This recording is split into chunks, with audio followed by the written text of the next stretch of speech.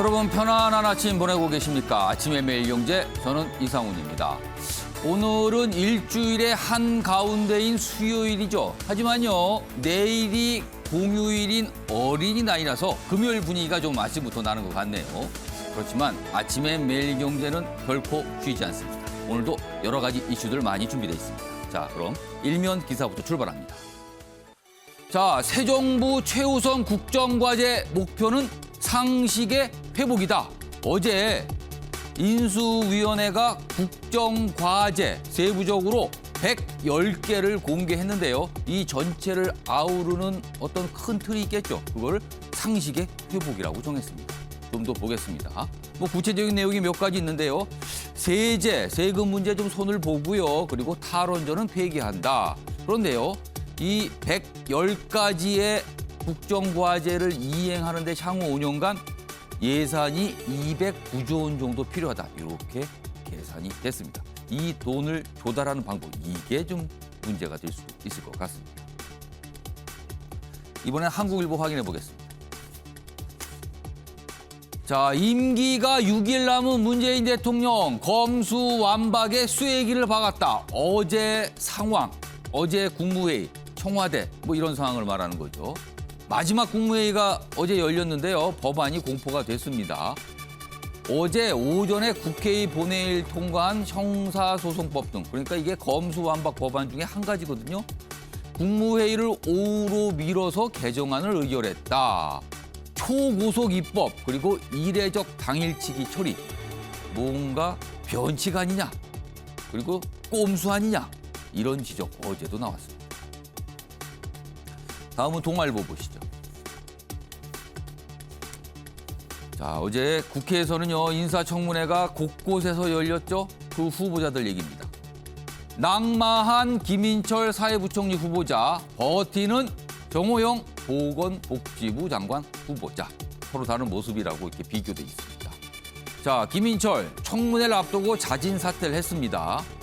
그리고 윤석열 정부 강요 후보자 가운데 첫 낙마가 어제 있었던 겁니다.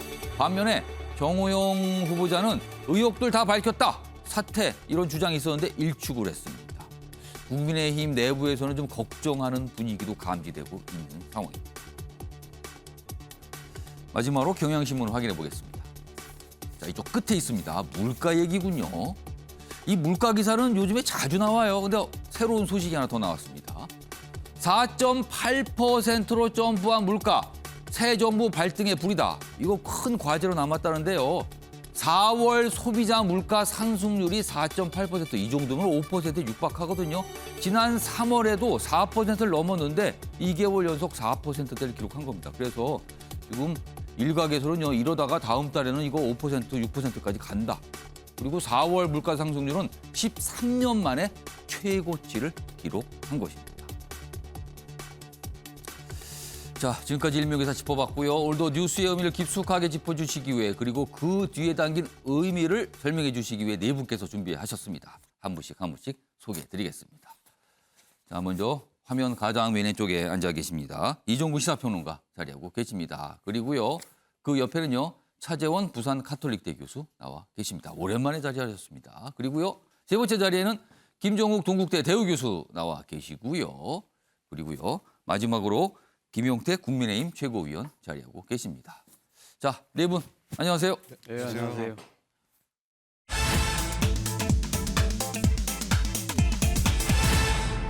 자, 아침의 매일경제의 첫 번째 이슈 키워드로 확인해 보겠습니다. 5분 대기조입니다. 5분 대기조. 5분 대기조는 기다리고 있는 거죠. 그리고 상황이 발생하면 바로 움직이는 겁니다. 어제 국무회의가 5분 대기조 같은 모습 아니었냐, 이렇게 설명이 되고 있는 겁니다. 자, 기사로 먼저 확인해 보겠습니다. 자, 끝까지 꼼수완박. 꼼수완박이요. 이게 원래 검수완박 아닙니까? 그러니까 꼼수를 통해서 검수완박을 했다. 이런 뜻이 되겠네요. 자, 문재인 대통령 국무회의를 오후로 미뤄가면서 법안을 공포했다. 이렇게 돼 있습니다. 자, 여기 보면은요, 이 국회와 이제 청와대 상황을 쭉 설명하고 있는데, 먼저 국회 상황입니다.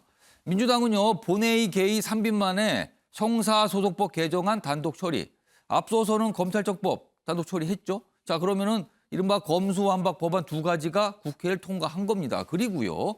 원래 국무회의는 오전 10시에, 화요일 오전 10시에 잡혀 있는데 어제 오후 2시를 조금 넘긴 시간으로 미뤘습니다. 처음에는 4시 정도 열리는 거 아니냐 하다가 2시 정도 다시 또 당겨졌거든요. 문재인 대통령 거부권 행사 안 하고 바로 공포했습니다. 자, 그렇다면 뭐 국민의힘 뭐 강하게 좀 반발하고 있는 상황이죠. 자, 이와 관련해서 어제 문재인 대통령 국무회의에서 한 얘기가 있습니다. 들어보시죠. 검찰 수사의 정치적 중립성과 공정성, 선택적 정의에 대한 우려가 여전히 해소되지 않았고 국민의 신뢰를 얻기에 충분하지 않다는 평가가 있었습니다. 우리 정부는 촛불 정부라는 시대적 소명에 따라 권력기관 개혁을 흔들림 없이 추진했고 권력기관의 제도 개혁에 큰 진전을 이뤘습니다. 자, 저런 얘기가 있었고요. 그리고 국무회의에 뭐 처리가 됐습니다. 다음은요. 국민의힘의 어떤 반응, 반발이죠. 그 내용 좀 소개해드리죠. 초선 모임이 각본, 그리고 민주당이 제작이고 문재인 대통령이 주연인 막장극이다. 이렇게 반응이 나왔어요. 이거 뭐 시나리오가 뭐 영화나 드라마를 약간 만드는 것처럼 이렇게 비유를 했죠. 자, 국민의힘 국무회의마저 방탄법 땡처리 도구로 전락. 용어가 참 여기 보시면 뭐 땡처리, 막장극 뭐 이런 표현이 나와요. 그러니까 이게 정치권에서 나오는 표현이 아닌 것 같은데 이런 표현이 등장을 한 거죠, 지금. 이렇게 강하게 반발했습니다. 자, 그럼 이준석 국민의힘 대표의 이야기 들어보시죠. 문재인 대통령은 최소 공모자입니다.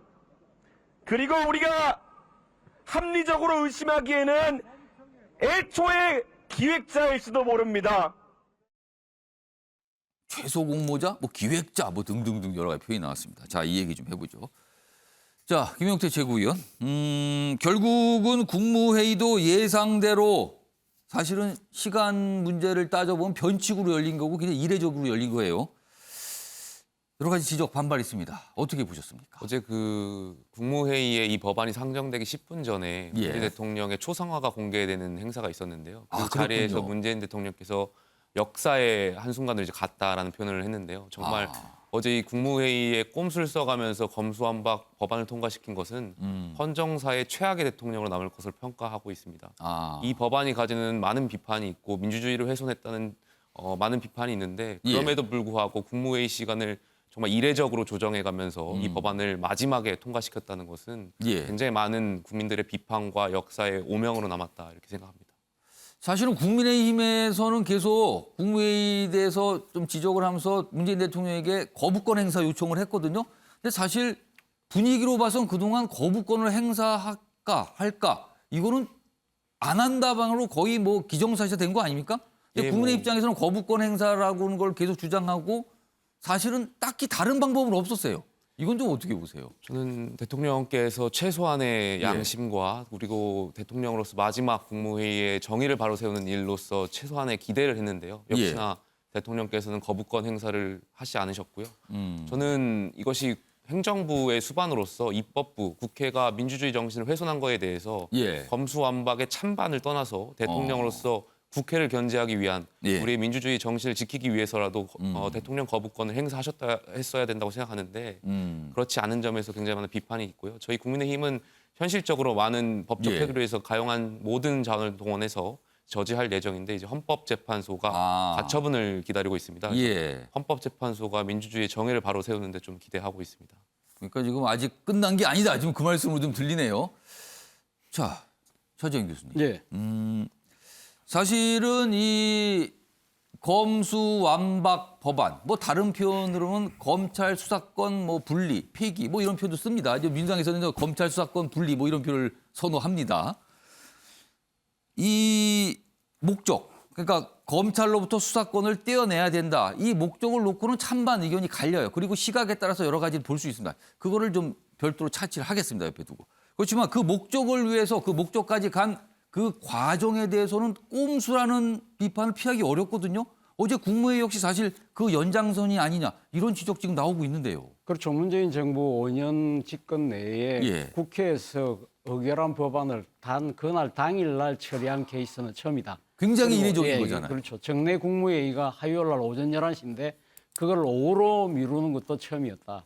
왜 이렇게 서두를 수밖에 없었을까라는 측면에서 봤을 때 방금 앵커께서 이야기하셨던 여러 가지 절차적인 문제들이 상당히 제기될 수밖에 없을 것이라는 생각이 드는데요. 저는 이런 생각을 해봅니다. 만약에 지난번 이 지금 민주당의 검수완박 법안에 대해서 국민의힘이 잠시 그때 합의를 하지 않았습니까? 그래서 중재안 합의를 했죠. 중재안을 합의를 해서 그것을 걷어차지 않았다고 한다면 만약에 그러니까 국민의힘이 애초 중재안을 합의하지 않았다고 한다면 과연 문재인 대통령이 민주당의 단독적인 입법 드라이버를 과연 이렇게 제가를 했을까라는 생각이 든다는 거죠. 이 국민의힘에서 그러니까 이게 국회의장의 중재안 형식이 됐죠. 그거를 수용하고 사오명까지 했거든요. 예. 그 부분이 이렇게 강행을 하는데 빌미를 준 거다. 빌미를 준 거죠. 그런데 빌미를 줬는데 저는 그런 생각을 해봤습니다.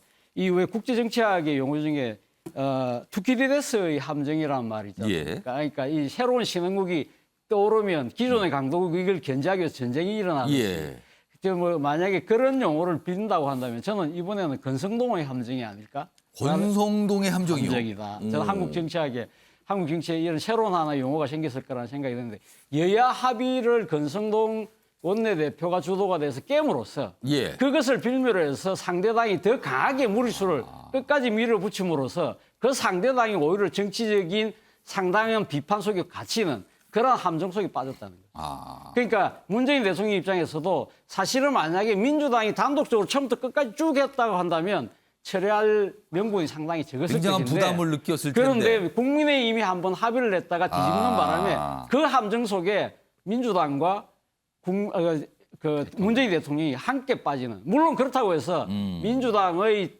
입법 그러니까 단독적인 그런 입법 처리나 문재인 대통령의 제가 자체가 합당화될 수는 없지만 그러한 측면에서 어쨌든 이 정치적으로 나름대로 이 해석을 해보면 상당히 건성동 원내대표의 그런 후퇴 자체가 상당한 이 어려움을 민주당과 문재인 대통령이 준 것이 아닐까라는 해석을 해본다는 거죠. 핑계가 생겼다는 거네요. 그렇죠. 그러니까. 그런데 그것이 결코 민주당과 문재인 대통령에게 유리한 쪽으로 작용할 것 같지는 않다. 그래서 바로 건성동의 함정이라는 단어가 생각이 다 난다. 빠져버린 거네요. 예, 다 빠졌다는 그 거죠. 함정에. 예, 그러니까 이 법안 처리 과정에 갑자기 함정이 생겼는데 거기에 다 들어가 버린 거네요. 저는 지금. 그러고 함정에 들어가는 거는 뭐 아무리 좋게 봐도 안 좋은 거잖아요, 사실은요. 그럼 이런 상황이라는 거죠, 지금 이 상황이.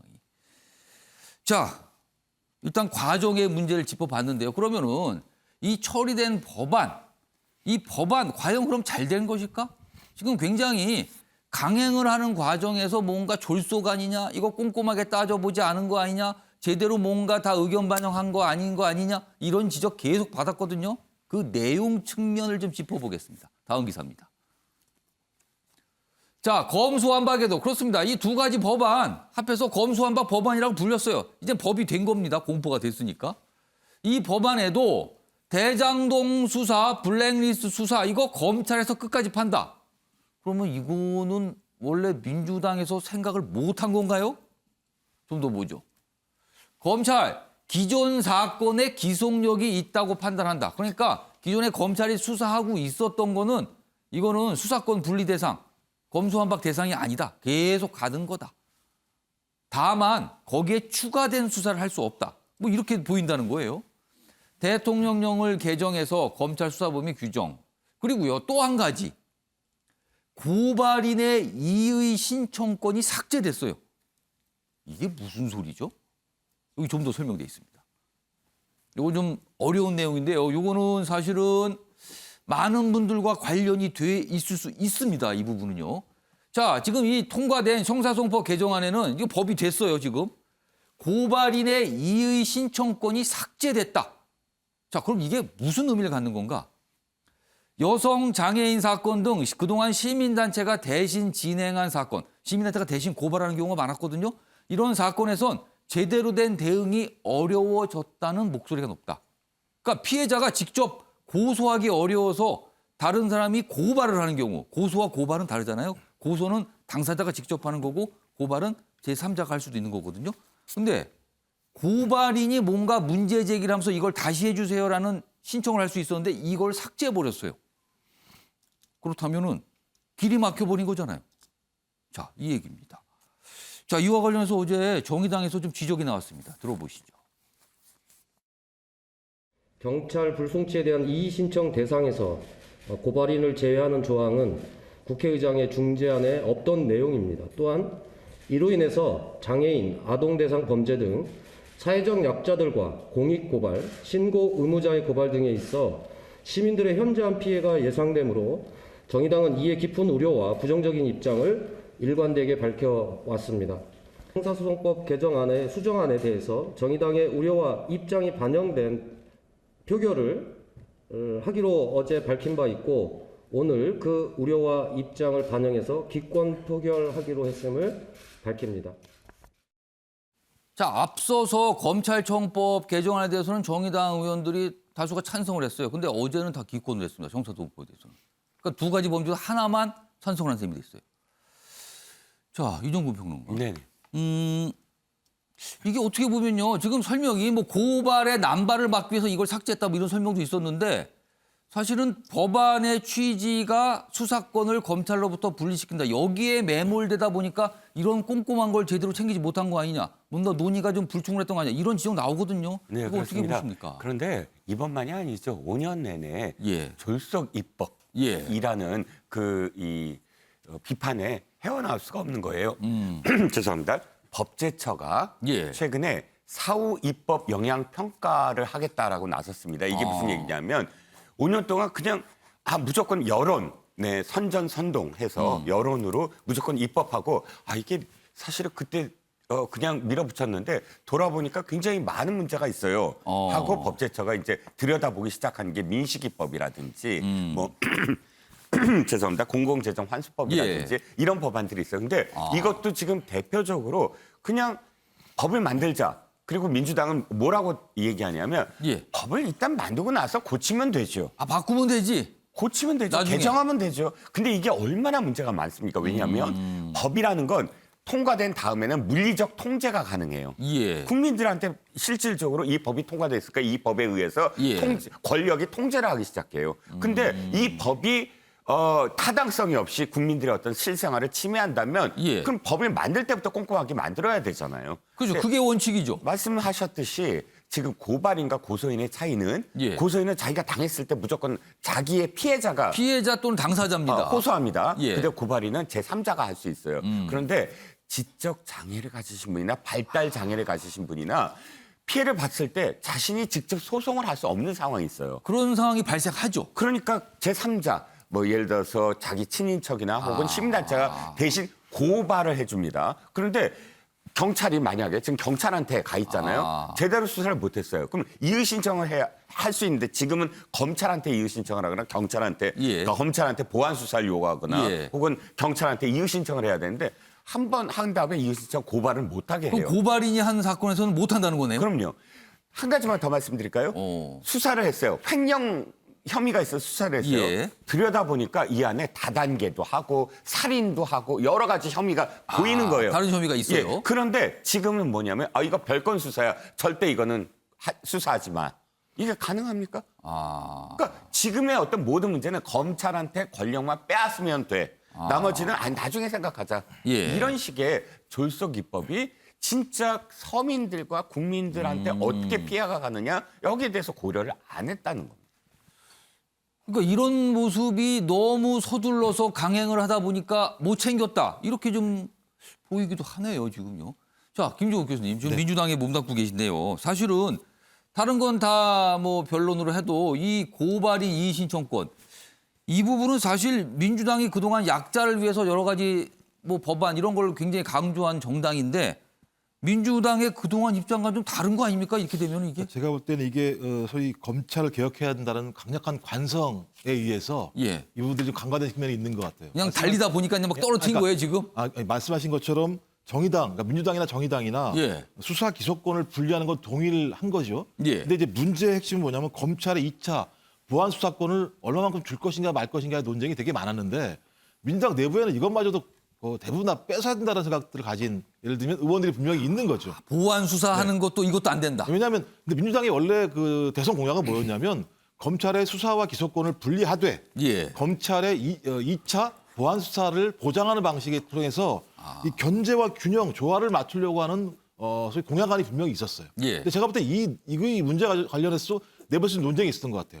이걸 주냐 마냐의 논쟁이 있었던 것 같고 예. 제가 볼 때는 결론이 안 날 가능성이 높았다, 내부에서 이 문제 관련해서. 그래서 이미 나중에 예. 사개특위를 통해서 이 부분과 관련해서 보완할 수 있는 상황이 있으니 예. 이 부분을 미리부터 결정하지 말자라고 하는 내부의 논란이 있었지 않았나 저는 판단이 들고요. 그런 측면을 보고 이거 졸속 아닙니까 그러는 거 아닙니까? 네, 이거 그렇죠. 정할 때 제일 네, 잘 그래서- 정해야지 나중에 정하자라는 게 근데 그런 이제 비판을 받게 그러니까 되는 이 문제는 특히 그럴 수 있어요. 왜냐하면 예. 사회적 약자의 문제나 공익적 문제와 관련해서 예. 이의 신청을 할 수 있는 권한 자체가 없어지기 때문에 근데 검찰의 권한을 뺏었지만 실제적으로는 사회적 약자나 공익적 문제에 대해서 이의 신청할 수 있는 권한을 뺏는 건 문제가 있지 않느냐고 얘기할 수 있는데 예. 이 사안은 그렇습니다만 다른 사안을 예로 든다면 예. 중수청 같은 것들을 예로 들 수 있는 거죠. 그러니까 중수청을 예를 들면 어느 부처에 둘 것인가.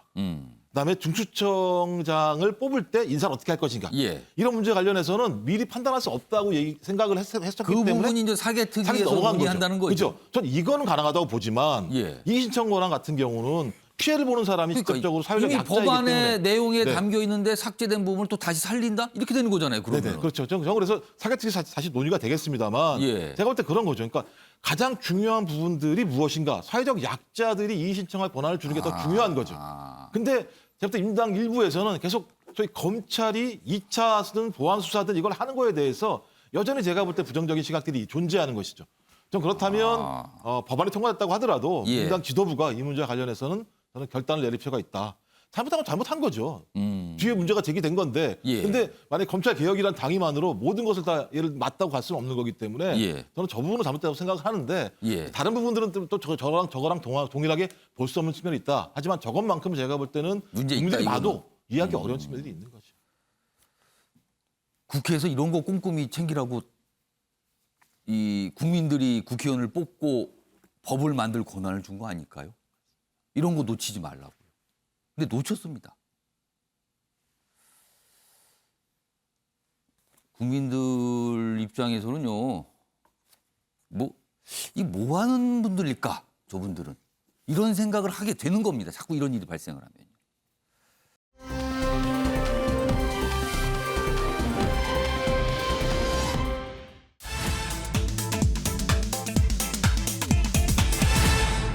두 번째 키워드는 두 줄이군요. 사퇴한 자, 버티는 자. 어제 국회에서 있었던 모습, 그리고 후보자와 관련된 모습입니다. 자, 먼저 첫 번째 키워드, 사퇴한 자, 이 관련된 기사 보겠습니다.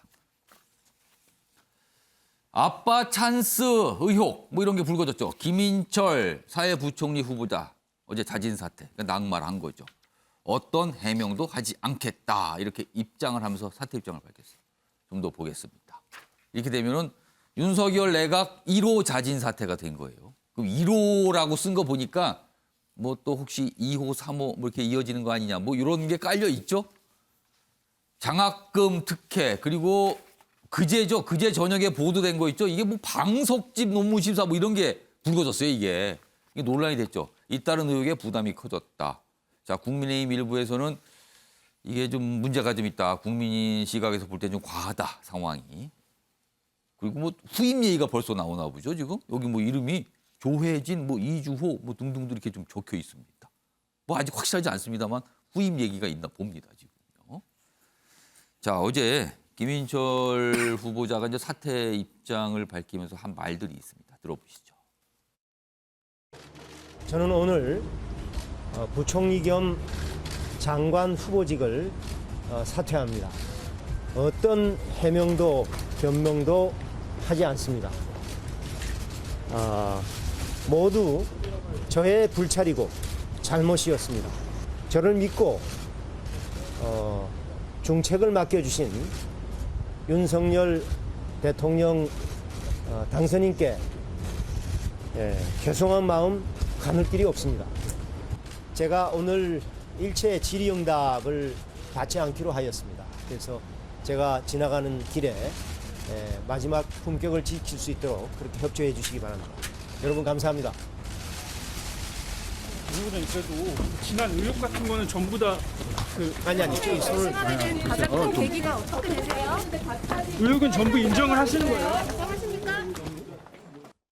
그러니까 질문을 받지 않겠다. 마지막 품위를 지키게 해달라. 뭐 이렇게 하면서 하는 여러 가지 입장을 낸 모습을 확인해 봤습니다. 다음은 어제 국회에서 있었던 청문회 장면을 좀 소개해드리죠. 정우영 후보자입니다. 사실 정우영 후보자는 이 장관 후보자 발표가 된 이후부터 가장 많이 거론이 됐고 언론에서 많이 다뤘죠. 자, 여당은요, 이거 김인철 후보자보다 더하다. 그럼 사퇴를 압박했어요.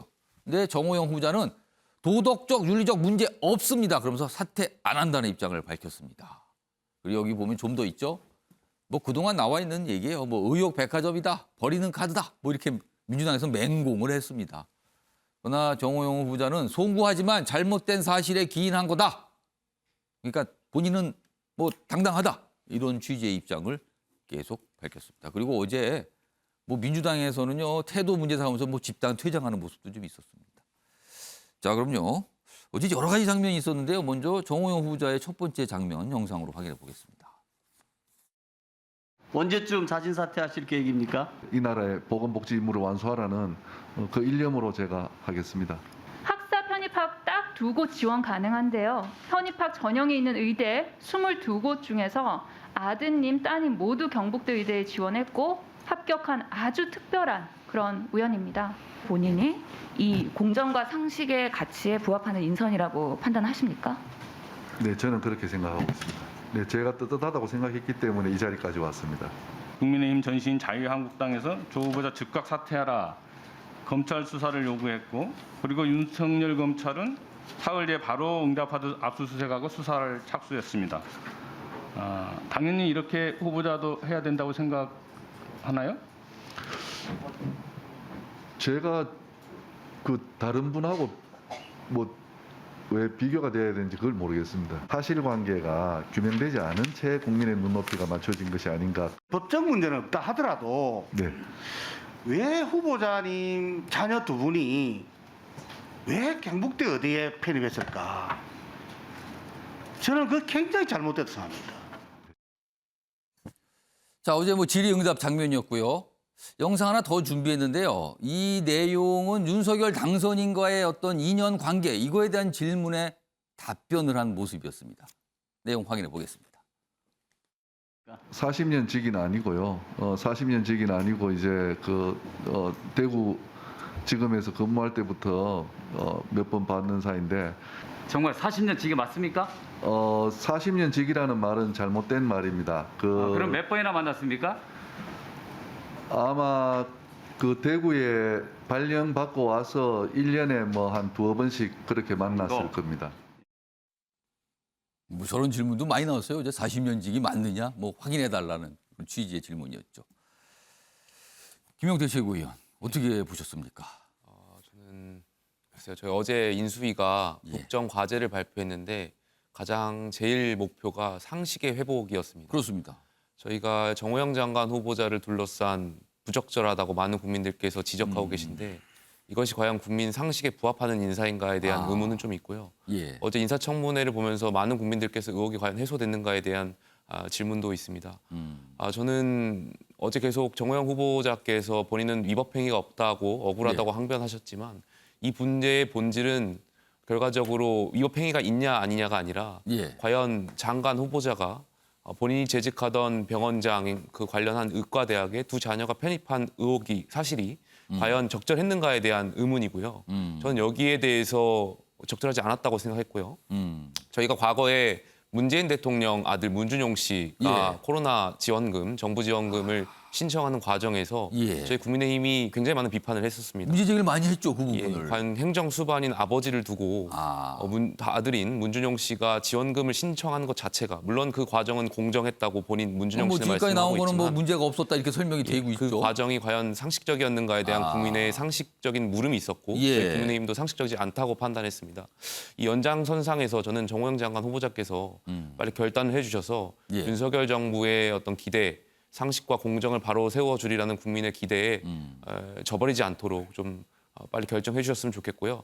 또 제가 오늘 좀 걱정하는 바는 저희가 검수완박에 대해서 이 헌법 정신에 부합하지 않다고 많은 국민들께 호소하고 검수완박을 저지하는 과정인데 자칫 정호영 장관을 후보자를 옹호하면서 이 선명성이 희미해질까 봐 저는 그것이 좀 우려되는 바입니다. 그러니까 검찰의 수사 또 이게 이른바 선별적 수사하는 거 아니냐 이 말씀을 하시는 것 같네요. 예. 그런 것도 걱정도 좀 든다는 말씀이군요. 뭐 이제 상황이 저렇습니다. 뭐 몇 가지 장면 좀 소개했는데 대표적으로 좀 주목할 만한 장면을 좀 영상으로 정리해서 알려드렸습니다. 자, 그러면은 이거 앞으로 어떻게 되는 것인가? 지금 청문회는 계속 남아 있고요. 청문회가 끝난 후보자도 있습니다만 논란은 이어지고 있거든요. 다음 기사로 확인해 보겠습니다. 자, 흔들리는 윤석열 당선인의 공정. 그렇습니다. 공정을 대선 기간에 굉장히 외쳤어요. 그리고 당선 이후에도 이 공정을 강조했습니다. 그리고 인선을 하면서도 이 공정을 강조했죠. 그런데 이렇게 된 겁니다. 자, 여당 정호영, 한덕수, 한동훈 다음 타깃으로 삼고 있는 것 같다는 거죠. 지금 김인철 후보자는 사퇴했으니까요. 여기 보면 문재인 정부 인사 실패 비판한 윤 당선인, 김인철 사퇴 만류 안 한 듯하다. 그리고 윤석열 당선인이 최측근 한동훈은 무슨 일이 있어도 사수하려는 의지가 있는 것 같다. 그럼 다른 분은 어떻게 된다는 거죠? 그럼 뭐 설명이 없군요, 그 부분은. 자, 이 공정과 관련해서 사실은 장관 후보자를 몇 차례 나눠서 발표를 했잖아요. 그 당시에 윤석열 당선인이 소개한 발언이 있습니다. 들어보시죠. 고위공직의 그 인선과 검증의 기준은 결국 국민들이 보시는 국민의 눈높이와 국민의 관점에서 보는 것이라고 생각합니다. 자라나는 아이들과 청년 세대에게 공정한 교육의 기회와 교육의 다양성을 설계해 나갈 적임자라고 판단했습니다. 저렇게 소개를 했지만 지금 다시 질문을 받고 있는 상황이 된 거죠, 지금. 자, 이종구 평론가. 네. 뭐 다른 후보자는 일단 좀 옆으로 띄워두고요. 정호영 후보자 관련해서 인사청문회가 끝났습니다. 네. 청문 보고서 뭐 아직 뭐 불확실하지만 사실은 장관 후보자는 국회에서 어떤 뭐 동의가 필요 없는 거거든요. 청문 보고서 있던 없던 임명을 강행할 수 있습니다. 네네. 자, 윤석열 당선인 정호영 후보자한테 임명을 강행할 걸로 보세요? 그런데요, 사실 자진 사퇴라는 형식을 빌려서 낙마시킬 수 있는 타이밍이 몇 번 있었어요. 가장 마지막이 청문회 직전에 하는 거예요. 김인철 후보자처럼. 김인철 후보자는 그런 경우가 된 거죠. 청문회까지 간다는 건 진짜 청문회에서 두 가지, 결정적인 두 가지만 없으면 강행할 수 있어요. 하나는 태도. 어떤 태도에서 정말 국민들이 보기에 정말 저 사람 저런 식으로 태도하면 안 돼. 라는 정도의 어떤 태도가 있거나 아니면 지금까지 언론이나 야당이 제기하지 않은 또 다른 문제가 나오거나. 근데 사실 어저께 결정적으로는 전호영 후보자한테 뭐 처조카가 뭐 그 간호사로 공채를 했을 때 그런 의혹 제기도 있었죠. 평가위원이었다. 뭐 이런 것도 있고 새로운 게 있었지만 그럼에도 불구하고 지금까지 나왔던 것에 비해서 진짜 결정적인 한 방 늘 표현되듯이는 없었거든요. 지금까지 나왔던 의혹 제기에 대한 다시 한번 질의였죠. 많은 경우. 그리고 태도는 정답이었어요. 왜 태도는 뭐냐면 모르겠습니다. 잘 몰랐는데요. 잘 안 들립니다. 뭐 이런 아주 정답의 어떤 태도를 했어요. 그러면 보통은 문재인 정부에서 이런 정도의 청문회라면 이렇게 얘기했어요. 문재인 대통령도 직접 청문회 때 사실 가장 문제가 많았던 사람이 일단 시켜보니까 일도 잘하더라. 이렇게 해서 34분이나 장관급을 지금 임명을 했거든요. 청문서 없이. 그렇다면 지금까지의 관례로 봤을 때 밀어붙일 가능성도 커요. 그러면 그냥 임명을 한다? 버리는 카드가 아니라 본인은 히든 카드라고 생각하는지도 몰라요. 지금 어저께 태도를 보면. 그런데 또 한 가지 그럴 가능성도 보이는데 한 가지 짧게 더 말씀을 드리면 사실 지금 윤석열 당선인이나 인수위 측이나 다 여당의 가장 큰 타깃은 한동훈이라는 걸 알거든요. 한동훈 법무부 장관. 그래서 한덕수나 혹은 정호영이나 모든 사람들이 전부 다 한동훈을 낙마시키기 위한 하나의 어떤 사전 카드다라고 지금 인식할 수도 있어요. 그러면 어떻게 되는 겁니까? 마지막까지 있다가 정호영이 큰 어떤 카드다. 정호영을 그냥 다 청문회도 이렇게 무난했는데 낙마시킨다 해갖고 한동훈을 보호하기 위한 마지막 카드? 뭐 이렇게 인식할 수도 있죠. 그럼 마지막 카드면 마지막 카드의 그 방향은 뭡니까? 사퇴로 가는 겁니까? 뭐 어떻게 되는 겁니까? 사퇴를 시키면서 더 이상은 안 돼. 여기까지 이야기할 수 있는. 그러니까 청문회까지 간다는 건 그렇게 인식할 수 있다는 거죠. 왜냐하면 청문회 전에 사실은 자진 사퇴할 수 있는 여러 포인트가 있었는데도 불구하고 청문회까지 끝 마쳤다는 거. 청문회 다 끝나고 나서 임명을 할지 말지 이거에 대해서 결정을 안 하고 계속 시간을 보낸다는 거네요. 그럼? 그렇죠. 어차피 한덕수 총리 후보자 문제도 첫 번째 걸려 있고 그다음 몇 번의 어떤 카드들이 있죠. 그러니까 한동훈 법무부 장관을 여당이 어떻게 청문회를 하느냐에 따라서 아직은 카드로 갖고 있을 가능성이 크다는 겁니다. 원래 오늘 하기로 돼 있는데 이거 미뤄졌잖아요. 지금 며칠 또. 한동훈 후보자에 대해서는. 김영태 최고위원, 윤석열 당선인이 어떤 선택할 걸로 보십니까? 글쎄요, 뭐 저는 제가 말씀드리기가 되게 어려운데 아니면 그게 이제 전망이니까 어려운데 만약에 정호영 후보자의 임명을 강행한다면 국민의힘 입장에서는 부담 아닙니까? 뭐 저는 인사권은 언제까지나 대통령의 고유 권한이기 때문에 존중되어야 된다고 생각하고요. 대통령께서 만약 임명하신다면 거기에 대해서 뭐 합당한 근거가 있다고 생각합니다. 다만 저희가 지방선거를 치러야 하고 6일 지방선거가 있는 과정에 수도권에서 많은 지방선거 출마자가 굉장히 우려를 하고 있고요. 저희 당원분들께서도 윤석열 정부에 기대하는 바가 굉장히 크기 때문에 좀 우려의 목소리는 크다는 점은 있습니다. 그럼 김영태 최고위원도 당협을 꾸리고 계시잖아요. 그 목소리 들으시잖아요, 지금. 약간 그런 걱정의 목소리가 있습니까, 그럼? 저한테도 한 2주 동안 계속해서 사태와 관련해서 목소리를 내라는 당원들의 문자가 오고 있고요. 저희 당협에서도 많은 목소리가 있습니다. 그러니까 국민의 많은 상식과 저희 당의 상식이 크게 다르지 않다고 생각합니다. 알겠습니다. 일단 뭐 당선인이 취임 이후에 어떤 뭐 결정을 하겠죠. 그 부분에 대해서. 자, 다음은요. 지금 몇 가지 사실은 대표적으로 2명의 후보자를 소개해 드렸지만 다른 후보자들도 지금 의혹 제기라든가 논란이 뭐 곳곳에 좀 있거든요. 그와 관련해서 다음 기사 좀 보겠습니다. 이거 검증의 문제가 있는 거 아니냐라는 거죠. 자, 윤석열 당선인 측 별도의 검증팀을 꾸렸어요. 그렇죠.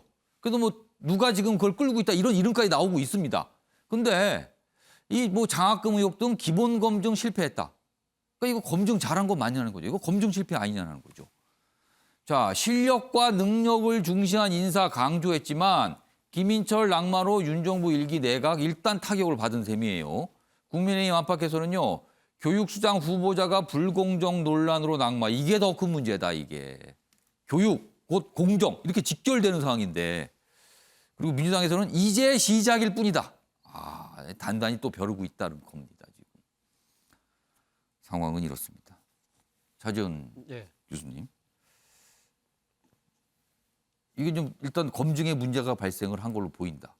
자, 근데 일각에서 보도 나오는 바에 따르면 그러니까 검증이 처음부터 어떤 풀을 놓고 사람들 다 검증을 해봐서 이렇게 뽑아 올리는 게 아니라 일부의 경우는 이미 낙점이 된 상태에서 위법인가 아닌가만 따져보는 경우도 있는 거 아니야. 뭐 이런 시각도 있거든요. 어떻게 보십니까? 뭐 인사가 상당히 급하게 이루어질 때는 검증 전에 사람을 먼저 그러니까 선정하는 경우도 있죠. 그럼에도 불구하고 상당히 검증 자체는 상당히 꼼꼼하게 할 필요가 있는 것이거든요. 그렇지 않다고 한다면 검증 자체를 할 필요가 없잖아요. 그냥 지명해서 그냥 임명하면 그만이니까. 그렇지 않고 검증을 한다는 그 자체는 국민의 눈높이에 인사권자가 상당히 그러니까 인사 기준을 맞추겠다는 그러한 의지이기 때문에 그러한 부분들이 실무적으로 잘못되고 있다고 한다면 그건 반드시 고쳐야 되는 부분이죠. 그런데 제가 생각했을 때는 상당히 지금 이 그 윤석열 그 당선인 측에서 하고 있는 이 인사 자체가 좀 문제 있는 것이 첫 번째는 그런 것 같아요. 그러니까 앞서 말씀하신 것처럼 먼저 사람을 선정했을 경우에 그럼 검증팀이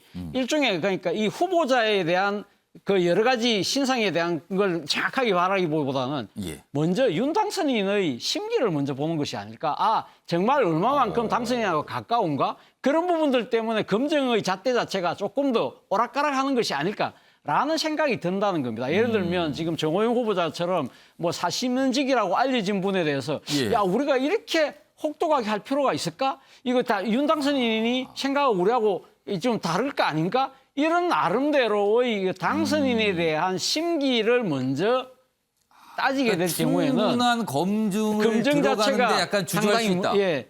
기준이 무너질 수밖에 없는 것이죠. 또 하나의 문제는 제가 생각했을 때는 지금 사실 그 이전에 예. 정부들 같은 경우는 과거 정부들, 그러니까 문재인 정부 이전 같은 경우는 예를 들면 국정원의 조남 파일을 이용한다든지 예. 뭐 다양한 이런 이 세평도 수집하고 그렇죠. 할 수 있는 정보가 좀 많았어요. 정보가 많았죠. 근데 예. 이번에는 사실은 뭐 문재인 정부부터는 국정원 국내 정치 개입을 하면서 완전 배제를 없습니다, 했고요. 거기. 청와대 내에서 나름대로 공직기강 비서관을 중심으로 해서 검증팀을 꾸려서 뭐 일부 이제 경찰 쪽에서 오는 정보는 있다고 하는데요. 네, 그렇죠. 근데 이제 윤석열 당선인 측은 민정수석을 없애기로 했기 때문에 예. 차라리 새로운 하나의 검증팀을 만든 것 같아요. 지금 알려진 바로는 윤 당선인하고 과거 검찰에서 호흡을 맞췄던 검찰 수사관들 위주로 예. 했다는 거잖아요. 뭐 이름이 좀 거론되고 예, 있습니다. 그렇죠. 그분들이 과연 이런 상당히 여러 분야의 인사들까지 하는 인사 검증을 제대로 해봤을까? 예. 그러한 소위 말 실무적인 차원에서의 테크닉, 스킬 같은 것들이 좀 부족한 것이 아니었을까.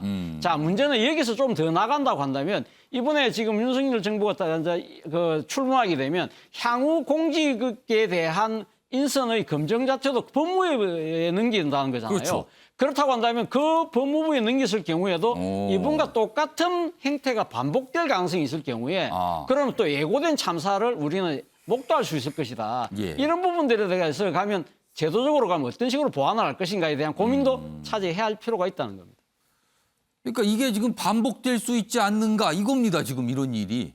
이게 문제가 발생한 거잖아요. 지금 자진 사퇴가 나왔다는 거 이거 문제가 발생을 한 거거든요. 김종욱 교수님. 사실 문재인 정부도 아까 이종근 평론가가 살짝 언급하셨어요. 34명에 대해서 뭐 국회에서 여러 가지 야당의 반대가 있었지만 34명은 그냥 임명 강행했다 문재인 대통령이. 그 당시에도 나왔던 논란 중에 하나가 위법 아니면 그만 아니냐. 도덕적으로 문제 삼는 거 너무 깐깐하게 삼는 거 아니냐. 그렇게 하게 되면 사람을 고를 수가 없다. 뽑을 사람 없다. 이런 얘기가 있었어요. 문재인 정부에서도. 30명 넘게 그렇게 인사 강행을 하면서. 역시나 이번에도 그런 겁니까 그럼? 그러니까 제가 볼 때는 문재인 정부의 최대 중요한 문제들이 많았었습니다만 전 그 중에 예. 하나가 인사검증 실패라고 봤었어요. 예. 그러니까 예를 들어 인사수석실에서 인사를 발탁해서 민정수석실에서 검증하는 과정, 이 과정 자체가 제가 볼 때 사무적이었다는 거죠. 국민 정서를 고려를 했어야 되는데 그런 고려가 제대로 안 되면서 계속적인 강행 처리 방식들이 벌어졌던 측면들이 있었기 때문에 그 문제가 누적돼 오면서 문재인 정부에 대한 신뢰 자체도 떨어진 측면들이 분명히 있었다라는 생각이 드는 건데요. 이번에 얘기 들어보니까 이 윤 당선인 측 같은 경우도 경찰, 검찰, 국세청으로부터 인력을 파견받았다고 얘기를 해요. 예. 그럼 여기 제가 볼 때는 이 문제를 계속 해왔던 데 같아요. 예. 그렇다면 제가 알기로는 수백 가지 정도의 검증 매뉴얼이 있어요. 인사 검증을 할 때요. 예. 그러면 제가 볼 때 여기서 대부분 걸어져 나왔을 거예요. 뭐가 문제가. 근데 또 하나의 검증팀이 있었다는 거 아닙니까? 아까 말씀하셨던 것처럼 검찰 출신 변호사들인데 예, 검찰 아마 윤 출신들. 당선인 측근들이었겠죠. 이 두 가지가 상호 검증한 거 아니겠습니까? 제가 볼 때 앞에서 검증됐을 거예요. 이 문제에 관련해서. 생각을 해보십시오. 경북대 병원에서 중요 보직을 하고 있는데 아들, 딸이 의대에 편입학을 했어요. 이게 검증이 안 되겠습니까? 그 어떤 식으로든 그 체크리스트에 걸리지 체크가 않을까요? 됐겠죠. 그럼 올라갔겠죠. 근데 제가 볼 때는 여기 나와 있는 소위 검찰 출신 변호사들 입장에서는 이 문제 같아서 판단을 했겠죠. 정무적으로. 이 문제 정도는 넘어갈 수 있어요. 라고 판단을 그게 했겠죠. 뭐 근데 법적으로 문제 없잖아요. 이렇게 판단한 건가요? 아니죠. 왜 넘어갔을까의 문제인 거죠. 그러니까 제가 볼 때 법적으로 파고 들어가지 못하죠. 수사권이 없는데요. 이분들 같은 경우. 그러면 수사권을 행사해야 되는 데는 검찰이나 경찰이 해야 되는 부분인데 이분을 요청할 수는 없는 거잖아요. 여기서요. 그렇다면 제가 볼 때는 의중 판단을 했다고 볼 수밖에 없는 거죠. 그러니까 검증을 할 수 있는 어떤 범위나 권한에 분명 한계도 그리고 있고. 또 하나는 다른 대안도 제시해야 되는 거죠. 원래 대부분 2, 3배수 올라가요. 예. 근데 단독으로 올라가게 되면 이건 제가 상당히 문제가 많은 거죠. 좀 그래서 이런 측면과 관련해서 상당히 예를 들면 인사검증에 문제가 있는데 앞으로도 마찬가지일 거다 그러면 이런 식으로 진행된다면. 말씀하신 것처럼 법무부가 이걸 검증하게 되는데요. 저는 법무부가 종합적 판단을 할 수 있을까라는 고민이 있어요. 청와대도 말씀하신 것처럼 국민과 동떨어질 수 있겠습니다만 법무부가 국민 정서, 국민 상식들을 잘 이해할 수 있는 조직인가에 대한 근본적인 고민이 분명히 사실은 있기 때문에. 법을 다루는 것 그리고 법적인 판단이 앞서는 곳으로 보이잖아요. 네네. 전 그래서 언젠가는 제가 볼 때 청와대 내에 인사검증과 저희 공직기강 할 수 있는 라인들을 만들 수밖에 없다고 저는 보는데요. 초기에 이렇게 하겠습니다만 저는 이게 누차적으로 계속 인사검증 실패할 수밖에 없겠죠. 전 그래서 뜻은 알겠습니다만 검증은 철저해야 된다. 국민 눈높이와 법률적 잣대 두 가지를 다 들이대야 되는데 제가 볼 때 이 두 분 다 제가 볼 때는 실패를 했다라는 생각이 들어서 저는 뭐 기본 검증 실패 자체가 아니라 제가 볼 때는 인사 관련된 거의 시스템 자체가 붕괴했다고 저는 판단할 수밖에 없는 거죠. 일단 청문회 뭐 계속 이어지죠. 그리고 이제 청문회 끝난 후보자에 대해서 또 여론을 살펴볼 것 같습니다. 뭔가 좀 이어집니다, 지금요.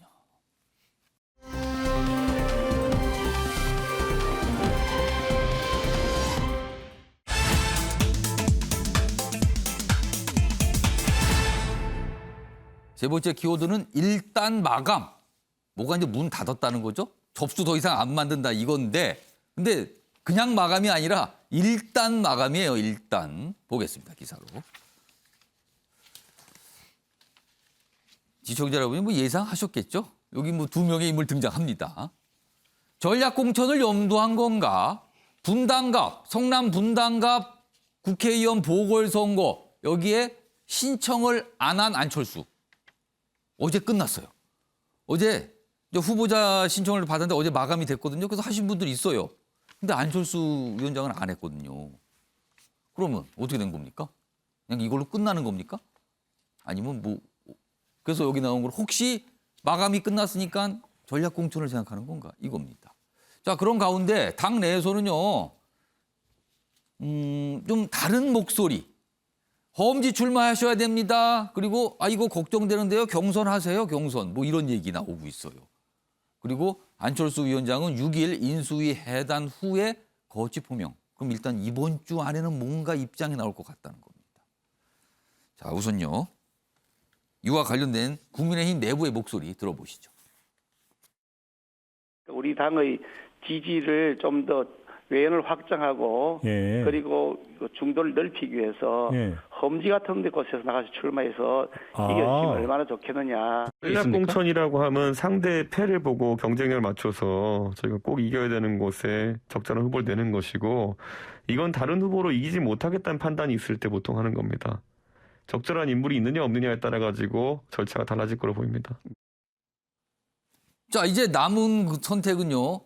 안철수 위원장이 출마 안 하겠습니다. 이러면 이제 간단하게 해결되는 거예요. 그냥 그대로 가면 됩니다. 근데 만약에 출마를 하겠다라고 하면 특히 분당갑에 그러면은 일단 후보 신청이 마감이 된 상태잖아요. 그러면 방법은 추가 공모를 하는 거죠. 추가로 접수 받습니다. 그러면 기존의 후보들이 또 반발할 수도 있죠. 아니면 아예 그냥 가서 출마하세요. 전략공천을 하는 방법도 있습니다. 그럼 역시 또 반발이 있을 겁니다. 김용태 최고위원, 이거 어려운데 이게 어느 방향으로 갈 것 같습니까? 재보궐이라는 것이 이번 재보궐은 대선의 연장선상에 있고요. 또 지금 선거 30일도 안 남았습니다. 그렇기 때문에 경선을 하기에는 사실 물리적인 어려움이 있고요. 시간적으로 굉장히 어렵습니다. 사실상 단수 추천 아니면 말씀하신 대로 전략공천 형태가 될 것이고요.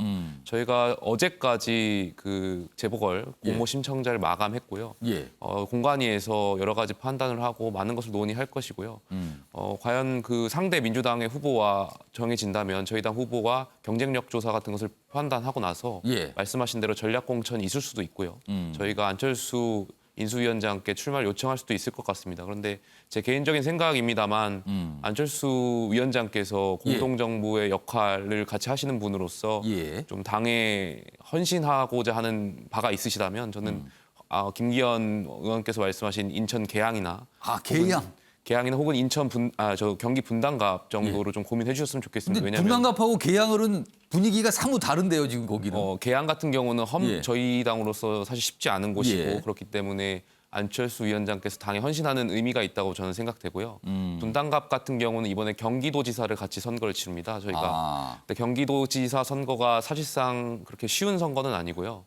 김은혜 후보가 결정된 상황에서 분당갑의 재보궐을 같이 안철수 위원장께서 치른다면 저는 시너지 효과를 낼 것이라고 생각되고 그런 차원에서는 분당갑 정도도 좀 고민해 보실 필요가 있지 않나 생각합니다. 그러면 보궐선거에는 출마하는 게 좋다는 생각이시네요. 그러면. 저는 향후 대선을 위해서도 안철수 위원장을 위해서라도 출마하셔야 된다고 생각하고 있습니다. 그러면 출마하면 경선은 현실적으로 없지 않을까 이런 또 말씀을 하신 거네요. 경선은 뭐 다른 후보자들도 마찬가지고 다른 지역구도 마찬가지겠지만 물리적으로 시간이 30일밖에 안 남았기 때문에 굉장히 어렵습니다.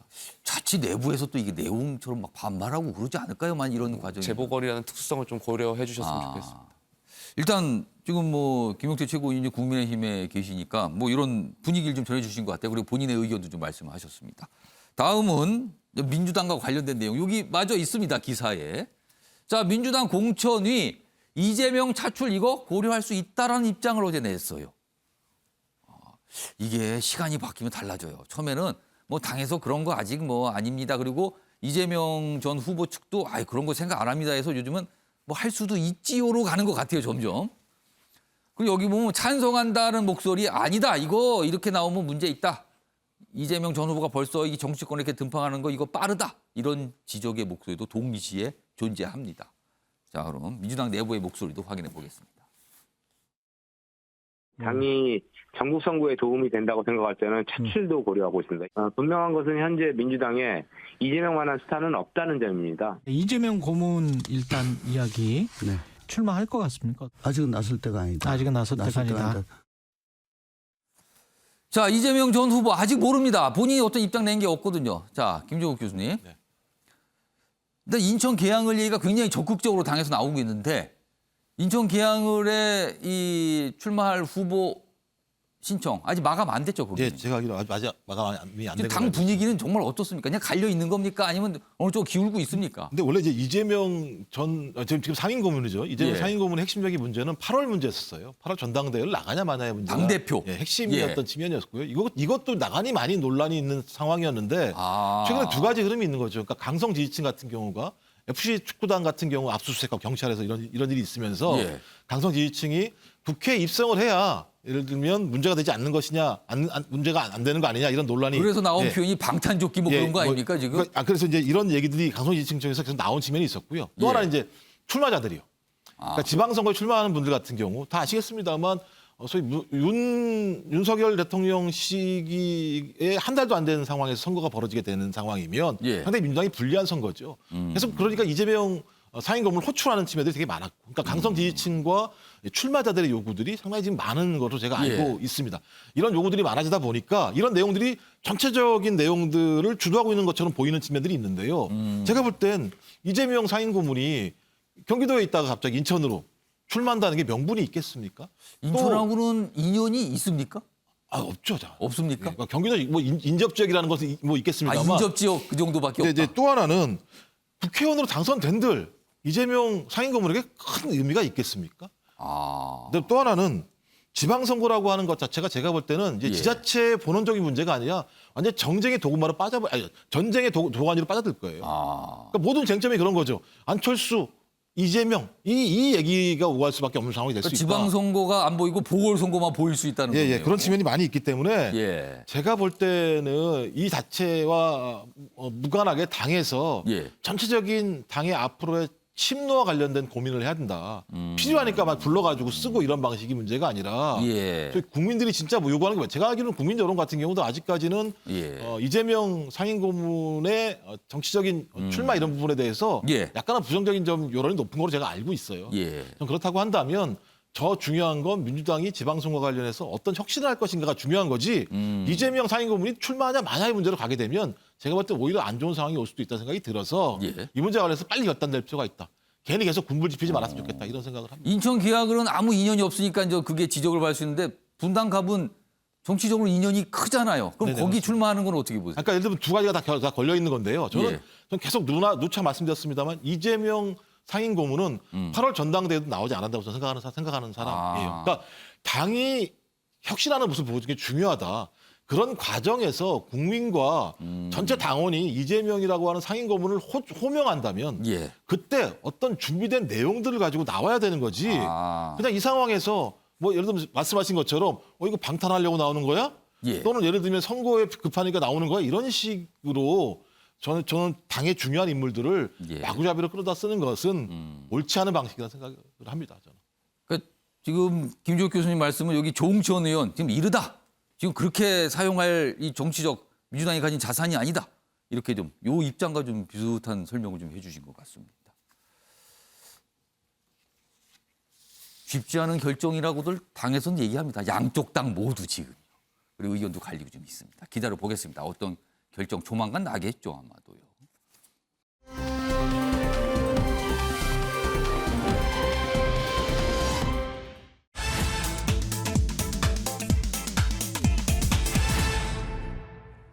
이번 마지막 키워드인데요. 한 줄 공약 후퇴입니다. 한 줄 공약. 그 윤석열 당선인이 대선 당시에 본인의 SNS상에서 딱 한 줄, 뭐 7자, 10자 정도 한 줄 쓴 공약. 이거 굉장히 주목도가 높았거든요. 근데 그 공약이 후퇴답니다. 후퇴. 자, 기사로 보겠습니다. 어제 인수위원회 안철수 위원장이 발표를 했죠. 110개의 국정과제 세부 내용을 좀 공개했는데요. 자, 전체적으로 이걸 좀 이렇게 하나의 표현으로 다루고 있는데 윤석열 정부의 청사진 어제 나왔다. 110개 국정과제 발표했는데 이게 가만히 보니까 문재인 정부 뒤집기가 뚜렷하더라. 그러니까 문재인 정부가 끌고 갔던 정책 방향을 바꾸는 게 많더라. 이렇게 평가를 했네요. 이렇게 돼 있습니다. 뭐 구체적인 내용은 굉장히 많습니다. 뭐 110개니까요. 뭐 굉장히 자세하게 나와 있어요. 일단 이런 평가가 좀 있고요. 다음 기사 하나 더 보겠습니다. 그런데요. 윤석열이 힘준 한 줄 공약. 새 정부 할 일에서 빠지거나 후퇴했다. 대표적으로 두 가지가 나와 있어요. 두 가지. 여가부 폐지 이거 강력하게 얘기했잖아요. 그리고 이거 토론 과정에서도 굉장한 이슈였습니다. 그런데 없어요.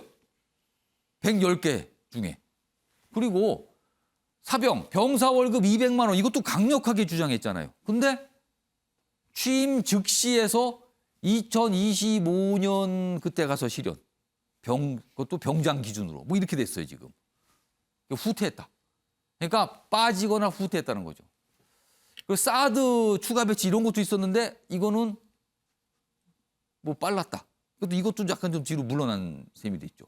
근데 한 줄 공약 이거 어떻게 된 겁니까? 이런 질문이 나옵니다. 이 얘기 좀 해보죠. 이종호 평론가. 네네. 이거 설명이 좀 필요해 보입니다. 이거. 그렇죠? 예. 자, 제가 이 프로그램에서 예.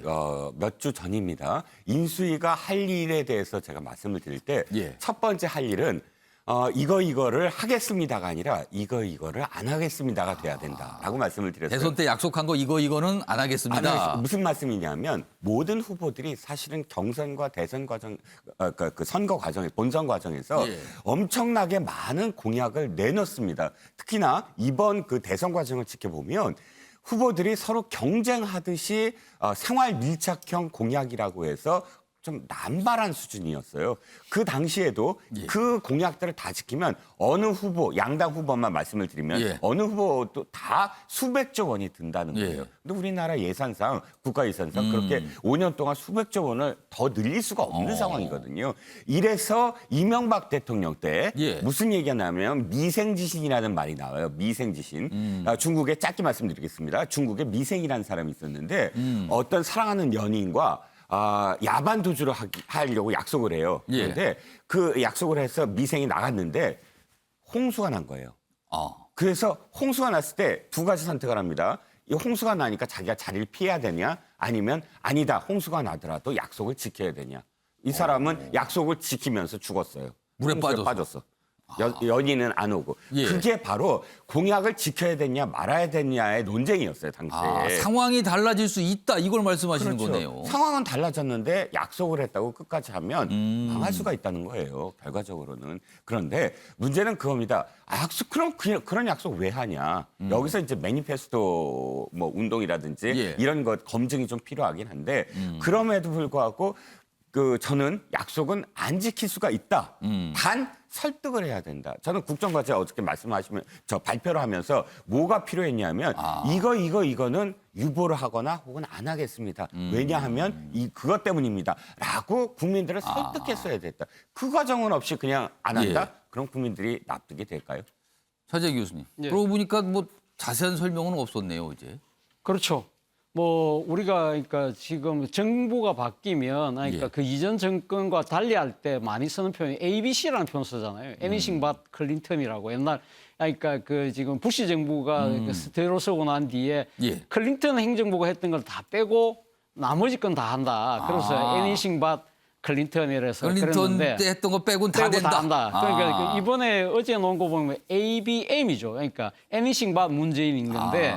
근데 이제 그러니까 문재인 정부 때의 정부 기조하고 정반대로 가는 예를 들면 탈원전을 친원전으로 간다든지 뭐 그런 이제 식의 이제 이야기들입니다. 그리고 대북 정책 자체가 상당히 강경하게 바뀐다든지 그런데 여전히 ABC도 있다. Anything but 콘텐츠라는 거죠. 무슨 콘텐츠냐? 공약의 주요 핵심 콘텐츠는 빼고 다 하는 거 아니냐. 예. 그러니까 이쪽 비판도 충분히 가능할 수 있는 것이 아닐까. 아까 말씀하신 것처럼 여가부 폐지라든지 예. 사병 월급 200만 원이라든지 예. 또 뭐 사드 추가 배치라든지 이런 것들은 상당히 뜨거운 쟁점이 됐던 사실 그거였고, 토론 과정에서 쟁점 그렇죠. 사항이었어요. 그리고 또 0.73%의 신성을 이끌어내는데 예. 크게 기여했던 공약들이지 않습니까? 아. 그렇다고 한다면 이에 대한 변신에 대해서는 분명한 나름대로 사과와 반성이 있어야 되지 않을까요? 바꿀 수는 있지만 충분한 설득과 설명. 그렇죠. 그러니까 여자의 변신은 무죄일 수는 있지만 집권당의 변신은 어떻게 해야 될까요? 그럼 그 공약을 믿고 찍었던 유권자들이 예. 느끼는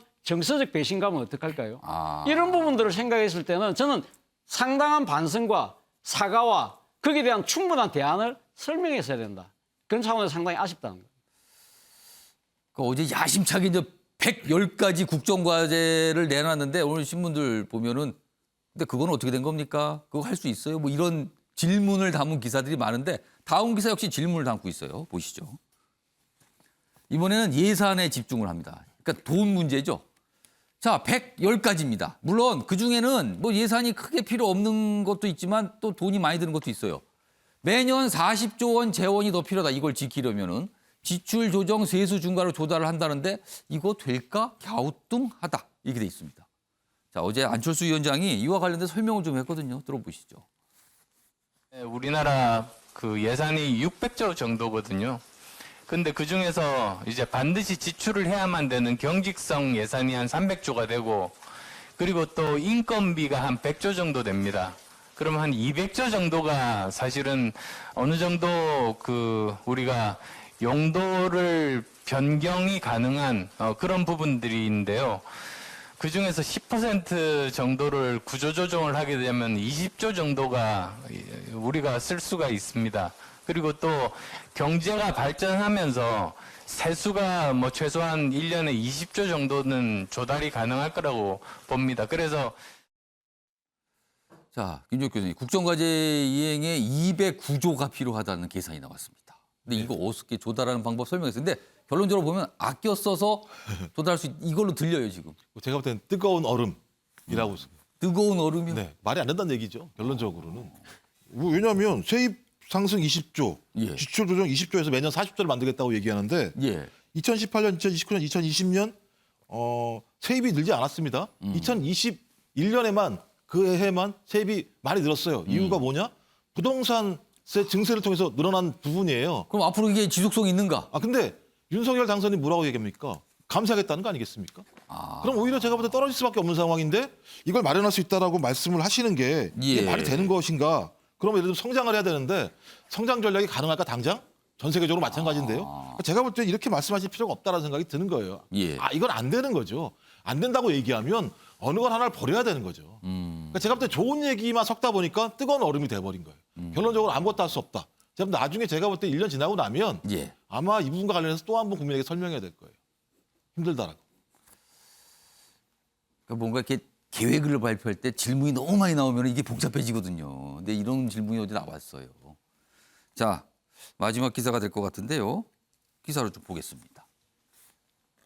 신조어, 요리니, 줄이니. 그렇죠. 이런 표현 쓰죠. 뭐 요리의 이제 초보, 그리고 줄이는 뭐 주식의 초보. 그래서 어린이하고 붙여서 요리니, 줄이니 이렇게 쓰는데 이게 아동 비하 표현인가? 인권위원회에서 이거 사용 자제 공고를 했어요. 이거 쓰면 문제가 있다. 왜냐하면 아동에 대한 어떤 주체성 이런 거를 좀 비하하는 걸로 들린다. 뭐 이런 취지의 설명했거든요. 근데 문체부는 이거 비하 표현 규정은 무리 아닙니까? 그리고 뭐 이거 사회적 합의가 필요한 거 아닙니까? 근데 인권위에서 이렇게 뭔가를 경고지만 결정을 하면 이게 또 영향을 받거든요. 이거는요. 그럼 앞으로 이거 방송에서 쓰면 안 되나요? 이게 어떻게 될지 모르겠습니다. 이종근 평론가, 이거 어떻게 보셨습니까? 일단 인권위가 그렇게 표현한 이유에 대해서는 고개를 끄덕일 수도 있어요. 왜냐하면 어린이라는 말이 만들어진 말이에요. 옛날에 쓰던 말이 아니고 그렇죠. 1920년에 이것도 만들어진 말이죠. 방정환 선생님이 만들었어요. 말을. 린이라는 말이 높인 말이에요. 아동을 높여서 부르는 말로 린이를 쓴 거거든요. 어른이라는 말은 있지만 아동을 표현한 게 없기 때문에 아동을 높이자. 그래서 시작된 말은 맞아요. 하지만 그럼에도 불구하고 말이라는 건 그 당대에 어떻게 받아들이냐가 중요한 거예요. 우리가 언론에서 자장면이 짜장면 된 게 얼마 안 됐어요. 같이 쓰죠, 이제는. 무조건 자장면이었어요. 그렇죠. 과거에는 왜냐면 그렇습니다. 한자였기 때문에 짜장면은 틀린 말이었는데 예. 국립국어연구원에서 짜장면이 일반적으로 모든 사람이 쓰는데 불편하다. 자장면을 고집하지 말자. 이렇게 된 거거든요. 예. 즉 줄임이라든지 요린이라든지 이런 말들이 국립국어연구원에서도 이게 차별적 표현이냐? 그건 잘 모르겠다라고 얘기한 거는 인권위가 뭘 잘못했냐면 그러면 국립국어연구원에도 좀 물어봤어야 돼요. 이것을 권고하기 직전에. 왜냐하면 말이라는 건 사실 국립국어연구원이 권위가 있잖아요. 예, 차정희 교수님. 예, 뭐 저도 비슷한 의견인데요. 만약에 저런 식의 논리라고 한다면 국어와 영어에도요. 고칠 말들이 있어요. 유치하다.